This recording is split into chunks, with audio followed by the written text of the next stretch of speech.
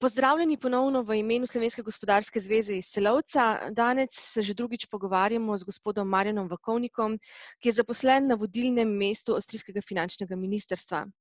Tokrat o davčnih inšpekcijah, o novi regulativi v času korona krize. Izvolite, gospod Vakovnik. Lep pozdrav tudi z mani. Rad bi danes povedal, da je Ministrstvo za finance preklicalo izvedbo davčnih inšpekcij ter ostalih kontrol, in sicer zaradi tega, ker je finančno ministrstvo mnenja, da trenutno take zadeve pri davčnemu zavezancu ustvarjajo samo stres. Treba pa je vprašati, zakaj je sploh prišlo do odpovedi inšpekcij in kontrol. To pa zaradi tega, ker velja v Avstriji zakonsko načelo, da ima podjetnik dolžnost do aktivnega sodelovanja v okviru davčne inšpekcije oziroma kontrole. Pomeni, da mora aktivno sodelovati v okviru take inšpekcije.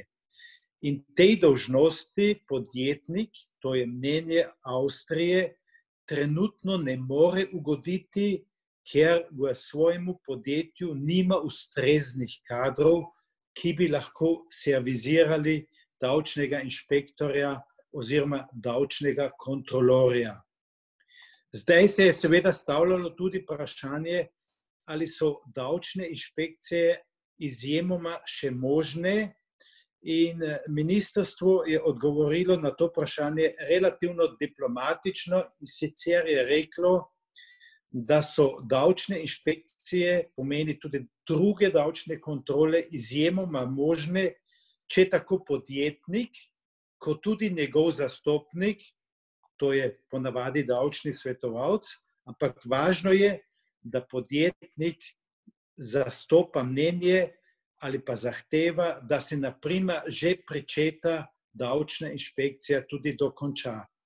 Primarno pa pomeni, da s strani finančne uprave trenutno ni načrtovanih proaktivnih davčnih kontrolnih korakov, pomeni samo izjemoma davčne inšpekcije.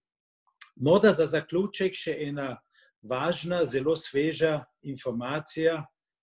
Avstrijsko finančno ministrstvo bo za obdobje med 13. aprilom 2020 in 1. avgustom 2020 ukinilo pobiranje davka na dodano vrednost na prodajo zaščitnih mask. To pomeni zaščitne maske, ki se sicer obdavčujejo za davčno stopnjo 20%, so v obdobju 13. april do 1. avgust 2020 oproščene davka na dodano vrednost.